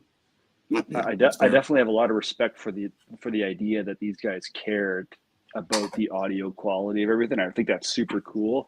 But I bring it up because it's the hot topic right now in the VC is the Asia pressing that came out, and it's sort of, I think David Bianco kind of said it best. It's like it finally brought the VC together because everyone agrees that this particular UHQR is the best sounding record that's been pressed, period. Like it's apparently really good, right? But I just never got into them as a band. I just always kind of admired the fact that they're really, quality devoted guys. But anyway, I'm just curious if you guys were into them or not. Bob F's got a comment there. He's saying, does anyone remember the King Biscuit Flower Hour on radio? I do. I have the best of the King Biscuit Flower Hour on vinyl. Hey. Which is great. This came out of my dad's collection. It's 4 LPs, and there's some great, like Queen is on here, Genesis, and Robert Plant, and Peter Frampton, Supertramp, The Who, Marshall Tucker Band, Linda Ronstadt, Leonard Skinner, and that's just to name a few. It's a great record. So, yeah, remember the King Biscuit Flower. It's another great music show is Austin City Limits, like the king of all music shows. Oh, yeah. What a great show. Oh, yeah. I remember sometimes when I can't sleep or something, I'll throw on. They have all the midnight specials on YouTube now available. So I don't know, just those, classics I'll throw on, fall asleep to or something like that. It's just cool stuff. Bryce says in the UK they have Jules Holland, who used to be in Squeeze. I didn't know that. He's a great presenter. There's a live interview at the top with the musician playing, still going strong. I've watched his show a few times because I get all the UK channels here. So the only go ahead. Trevor says, even though I'm not supposed to be buying anything, I did pre-order a Type O negative reissue. We won't tell your wife. This won't get out. It's not like this is on the internet. She'll never see it. Well, and Trevor, I obviously all 9 viewers will keep their mouth shut. That's right. I humored Jason, Rob, and everybody here with my version of Bush, and so the only Type O negative thing I have is, isn't the big song just like "And everything dies"? Isn't that the whole Type O negative, including the guy, right? He died, which is sad. But also, I remember hearing that song for the first time, and I was like, what the fuck is going on with this? I was like, what? I'm so confused. But they're a band I am, besides that song, a complete blind spot for me. I think what you should do, Alex, is I think you should do a weekly spot on your channel where you just do karaoke. And everything dies. Right? Fantastic. What do you think? That's what Sam and I are going to do on Saturday night. And you can just blame it on being drunk, man. Absolutely. I do a lot of that. That's the story of every other failure in my life, Rob. just blame it on the alcohol, okay? That's what my kid told. That's what my kid told me when he walked out the door, huh? Oh God. We got a request. The only thing I have that I'm really looking forward to, and I've said this in damn near every episode I've been a part of, but I can't stress it enough. I liked a lot months ago. I had always been a big fan of Peter Gabriel. He was coming to Columbus. I bought tickets. I'd always wanted to see him live. I heard he had a great live show, and I went, and the show just changed my life. It was one of those types of out of body experiences. And I've just been full obsession since with him. If I get that light out of the way. But he's got his new record, which is his first record in 27 years or whatever, that comes out in less than a month now. And this is not it, obviously. This is Melt. But I cannot wait for that. That is the only thing that is right on the horizon that is coming out sometime next soon that I am for sure buying. But similarly, these are records are expensive. Don't know if y'all know this, but they're expensive, and it's I could pre-order from his website. Oh, there he is. There he is. I could pre-order from his website, but then you're stuck paying, all this shipping and all these things, or all my local stores. And I mean, it may be different than you two. It's like I have a gold mine of 6 exquisitely great record stores within 2 square miles. I mean, Wow. it's almost too well. It's great, but obviously it's not great for the wallet either. But I'd rather get them from somewhere like that, not pay the shipping. And here's the reality too, and I think this is what drives me the craziest. And people have been talking about with the Beatles thing is you pre-order something directly from the artist in the artist store, and you can't get it on the day it's released. So on that subject, I pre-ordered the 12-inch Now and Then from the Beatles store. I just got the notice today that it's shipping. Today. It was a week ago. I know. And the amount that I'm paying in shipping is retarded. I wanted to cancel it, but I couldn't because the order had already been processed. I'm like, son of a bitch. So it's costing me twice as much. I'm going to get it 2 weeks late. So I'm going to do a video in the next week or two. Kind of inspired. Melinda Murphy did one about how she, think of changing her record buying habits. And I'm absolutely doing the same thing because I've ordered a bunch of new stuff lately that I absolutely had to have. Wasn't sure that I could get it in my local store. So I'm like, I'll bite the bullet. But now I'm just like, shit's getting way too expensive. Way too expensive. Like, even in a store, this double LP is $80, which is goddamn ridiculous. $80. Yeah. So I'm gonna dial back my purchases of new vinyl, and I'm instead gonna concentrate on used vinyl and fill some holes in the collection. I can't keep buying new vinyl. It's too damn expensive. I mean, a new record up here is easily $60. Easily in a store. That's insane. Yeah. It's ridiculous. So. Yeah. Yeah. And I always have that moment sometimes too, because I would say probably 90% of what I buy are used. And granted, most of that is because the type of music I'm into is, I'm not into current music as much, and right. I don't buy a ton of issues. I try to buy, originals when I can or whatever. And that's not, I don't say that out of any sort of, any sense of like elitism. I mean, sometimes it's like you can buy a super clean original pressing for $5, or you can get the reissue next to it for $35. And at that point, it's like, what, but it's never lost on me. And especially I think too of like, I don't know, when you go to the record store, you get a new record and you get that sense of, there's like that sense of elation when you like get the new record, or you leave the store, you're adding it to your collection. You buy a new record for $40. That's got some joy to it. You love that. Yes. Sometimes you could leave a record store for $40 with 7-8 records. And, and it might not be music that you've explored yet, or, all that kind of stuff too. And so it's wild. Roy says he saw a map of all the record stores in central London, which is about a square mile. With all locations from 1970, there were 70 stores. That's insane. Oh my God. I said, I love living here, and I love, not only are there record stores, but they're all great and special. They have their own distinct thing, and it's great. But I mean, it has gotten to a point where you're, Trevor, you jerk. It has gotten to the point where it's like, well, I can't go to just one store. Like, if I'm going to go to this one, I might as well drive down the street and go to the next one. And if I'm already here, I might as well go across the street and go to this next one. But I think it's interesting though, and back on the Peter Gabriel train is, I think this is interesting because there's so many variants, right? We're talking about color variants or cover variants and all those different things. Again, which is not a new thing. Like either of you into the Police? I just know the hits. I know what they say. So, the big Synchronicity, the big one, has something like 30 something odd different cover variants.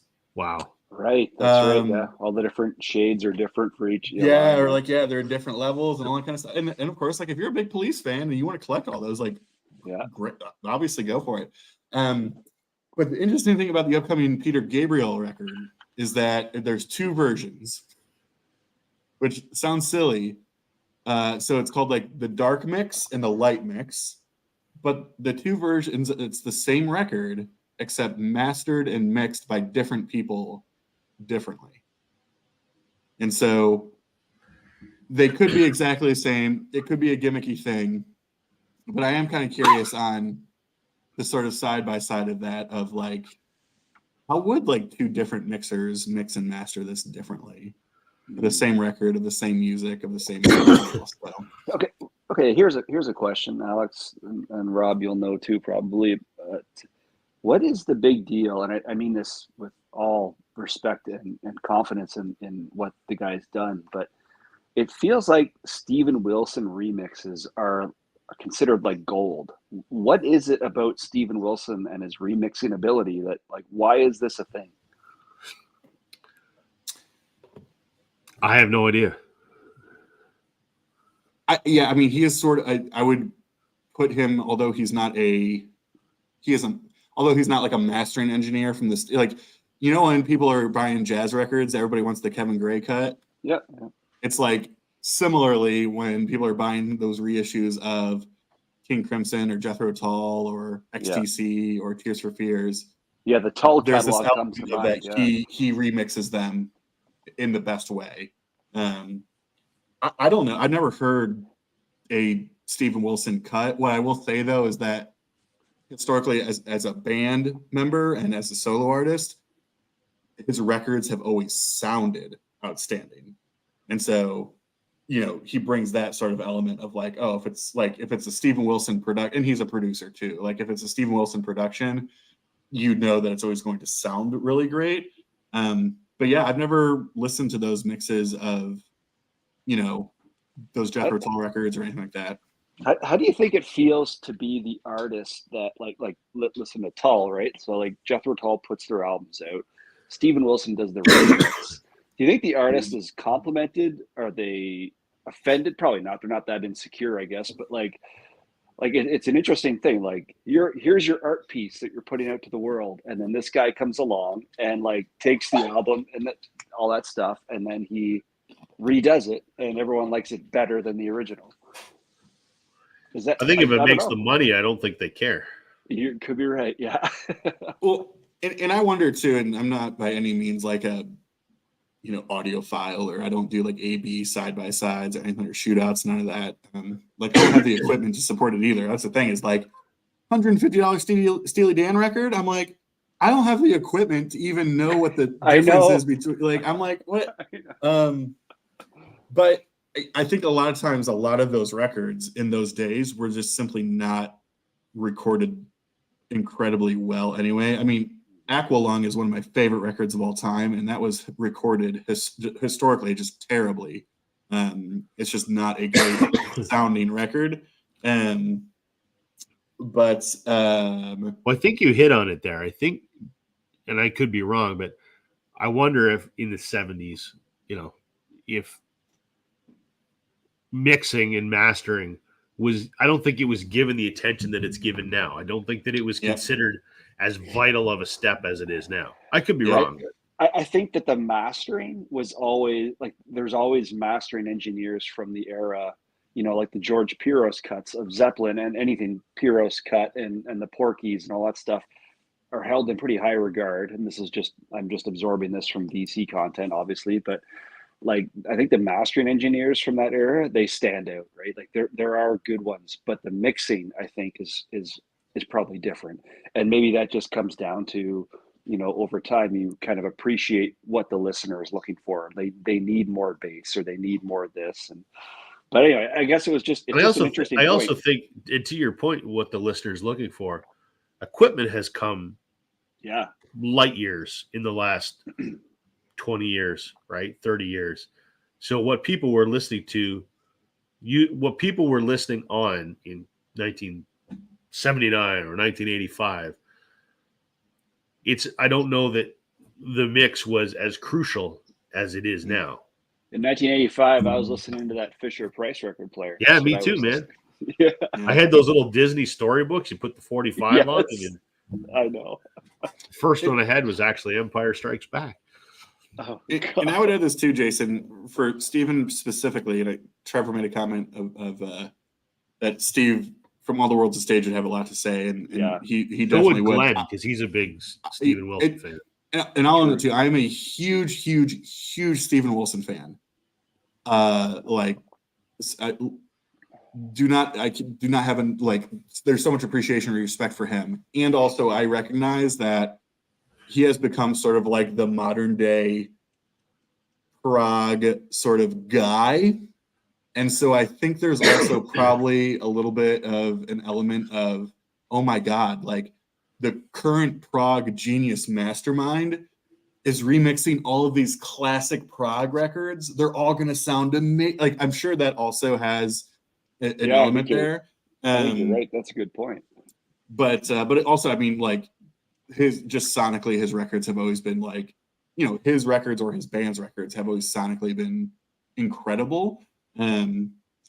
So yeah, it's been interesting. But again, I don't get into the like the reissues as much, or the reissue stuff as much. So I've never listened to any of those, and I suppose I could on like a streaming, but like what am I going to play through my crappy headphones? That's not going to give me anything.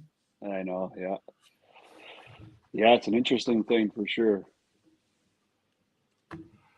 Well, guys, we'll wrap. Yeah, this you up need in to get to bed there, Rob. Well, it's not that. It's the more I talk, the more I want to cough. So, what do you guys have coming up in the next little bit? What do you want to tease anyone with what you're working on? Go ahead, Alex. You must have like 14 in the can by now. Jason's still tired from the 3-minute video he recorded earlier today. So I know. I don't want to put him to. Jason needs a cigarette after all that. It's like, well, I got a lot of ideas. And it is true. Like I think for me personally, like I want to keep the momentum going. And even if that is like not the most masterful of ideas, but a couple of the ideas I have, and would love to bounce some ideas off of you all, is sort of.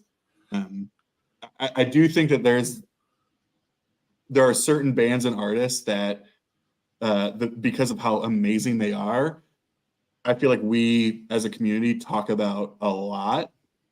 And I think there are so many that we just like forget about, right? So like I was thinking about doing like a forgotten favorites sort of, series, talking either about like specific bands or artists or specific records and collect. That's a great idea. Their discography of like, why don't we talk about these people enough? And I want to be clear too, like they're not like underground records of like these guys should be huge and nobody cares about them, but more of like, I mean, I have a laundry list of a laundry list of bands, and I'm like, you know what? No one really talks about these guys, and I freaking love them. And so I think I just have to kind of, quantify that a little bit more and like kind of line up exactly how I want to do it in that way. So I think that's a few stuff. There's a couple of other contest entries I want to do. I mean, those are great for just, it's free content ideas, really. It is, yeah. Jump on a contest and post a video and show some stuff. So, yeah, those are a few things. Trevor says That's a he's good been idea. inspired to do some videos because of you, Alex. So that's good to You're know. an influencer. Wow. Social media influencer. What do you got, Jason? What do you got coming up? Well, I had this idea of doing these forgotten classics. No, never mind. That's a great idea. Yeah, I should do that. Just like not underground bands, but just not like for sure. This band should be huge. I have a laundry list. It's like this. Yeah, that'd be a great idea. No, I got nothing really impressive at all. I might do a vinyl finds. Like I said, I did pick up some recently, and then I'm going back probably in another couple days to grab another stack. So I'm pretty excited about what's about to come into the collection. So I probably just do a video about that. Nice. I got a bunch of ideas because I haven't made a video in a week and a half because I worked a trade show and Now I'm Captain COVID. So a couple contests I want to jump on. I don't do a lot of contests anymore because often I think some of them are a little silly. But if I think the contest is, thought provoking, I'll do it. Or if it's a channel that I really think their content is awesome and I want to support them, I'll do it. Yeah, so, I want to do Robert's one. That's yes. I'm going to do Robert's. I'm going to that. do Jeff Witcher's for sure. I might do them in the same video. I might just make it like a part 1, part 2 kind of thing. I mentioned I'm going to do that video about how I'm going to change my record buying habits, and I think the first one I got to do though is my thoughts on Now and Then, because there's some things I want to say, but you know what? All of what I'm going to say has already been said by other people. But I want to hear it from you. You tell me. Give me the Northern Revolution take. Well, the public needs to know. When I gave my thoughts on the red and the blue, that video like took off. So that's it. Yeah, part of me is like, let's do forgotten favorites, and the other part of me is like, no one's gonna watch that shit. Well, do a Beatles video, you dumb. In the early days, I wanted to do a series called "You Gotta Hear This," and I wanted to show a band that I was passionate about, and I did a couple, and nobody watched them. So I'm like, well, screw that idea. You know what, Rob? That's actually like a really good idea. That almost should be a constant thread. Like, I guess in a sense, everything VC content creators put out is you got to hear this, but to be able to kind of, it's almost like a borrowing from Alex's idea. It's like these are bands that we all kind of know or we kind of forget about, but there is an album by so many bands that people just don't realize is great, and they just really need to revisit that. So one of the ideas I was going to jump on, and feel free to steal these. I have zero. I don't care about any of that kind of stuff. Yeah. But Rob, we were talking a couple weeks ago about how like the most hated genre within the VC is AOR, and like people just love to shit all over like Styx and Journey and Foreigner and all this kind of stuff. But it led me to a kind of an idea along that route of like, these bands are artists that had a whole career before blowing up, and meaning that of like, the Styx of the world. A lot of it is these AOR bands. Like Journey was a full jazz fusion band before Steve Perry joined the band, and those first 3 Journey records are amazing. Really, eh? And I'm a Journey fan, but it's like, so Journey started out of basically the remains of the Santana band, and so Greg Rowley and Neil Sean, and I think Ainsley Dunbar is on that first couple Journey records, which is wild. Like the same drummer that was in Frank Zappa's group is playing on Journey records. Like, you gotta be kidding me. But like, they're a full jazz fusion band for the first 3 records, and it's amazing. I always think of like, this is a little bit like kind of like pub rock America style, but like Bob Seger. Bob Seger had 8 records. My God! Before we knew his stuff, right? Like, we know Bob the radio Seger version of "Turn the Page" live, because the original single that came out in his 3rd record, nobody cared about, and so we just listened to the live version. So like, there's so many of these bands that had full careers well before they blew up and were on radio. And I think it creates like this interesting dynamic, because there's a lot of bands who are like, oh, I'm a full fan of like the early X and stuff, and then when they kind of became like this big famous group, I lost interest. But I mean, I should do a whole video on Bob Seger, and I'll tell you why. It's because when I first bought a Bob Seger album, it was just like this one. Like I had bought this like 1,500 album collection. Like 99% went to the dumpster. Basically, it was all like polka hits from Ukraine and like just garbage, right? However, I'm not even joking. And you didn't keep that? I know. I should have sent it to you. VCLT. So that would be a hilarious trend. Just start sending people shit. Record in there that was like, oh, I know this guy, and of course I've heard of Bob Seger, and I picked up Night Moves, and I picked up Stranger in Town, and because I knew 1 or 2 tracks off them, and I put them on. I'm like, holy shit, the whole album is great. So I have like, for a guy that didn't know anything except for the hits about Bob Seger, I have like 5, 6 albums, maybe more, of like his Silver Bullet Band stuff, the Bob Seger System, and then his is the Last Heard album that Third Man put out, which is like my favorite. Uh-huh. Like there's an artist that another idea for a video, like an artist you never thought you'd be into. I love freaking Bob Seger now. I freaking think anything he touches is gold. Comes out of the Detroit Motown influenced era. Like the guy's wicked. Anyway, sorry. Yeah. But yeah, that's my little rant on him. Well, and not to keep this going because we don't want Rob to keel over back there, but someone's got to run the stream. But it's like I love, and it's one of I should have done this for the illustrated album covers. Do you have Mongrel? So Mongrel is second or third record. So you have the Bob Seger System, Rambling Gambling Man with the skate, the ice skater and stuff. Just got it. Yeah. But it's like his second or third record is called Mongrel, and it's like, I mean, this stuff is like hard rock, like it, you know what I mean? Like this is not. Against the Wind is one of my favorite songs of all time. I love that song in a really weird way. I always was like, what a great song to play at a funeral. Why do I think like that? But like, I love that song. But like the stuff that Bob was doing on those Seger System records, I mean, it is like gritty, hard rock, pumping stuff. Gritty, and good so word. different. Yeah. What the hell is this? Look at this comment Look at this. here. Trevor's dad used to open for Seger back in the day.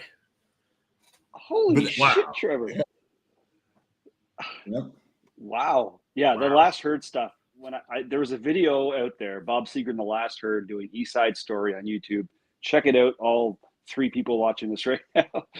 Whoa. It's like it's so freaking good. It is so amazing. And anyway, whatever. I'll get off that whole bandwagon right now. But check that guy out. Like it's beyond, like, talk about deep cuts. Like great stuff. Oh, yeah. Anyway. All right, fellas, I'm going to go and stop talking for the next few hours. So, yeah, I bet. Hey. Thanks Takes for a doing Nyquil, this, Rob. thanks, guys, for joining us. Thanks, everyone, for watching. Check out Jason Arsenault and Alex at Beer and Vinyl. We will be back next Wednesday, probably on Glenn's channel. So, thanks, everybody, for watching. See you guys. Bye, See you Sam. later. See you in 2 days.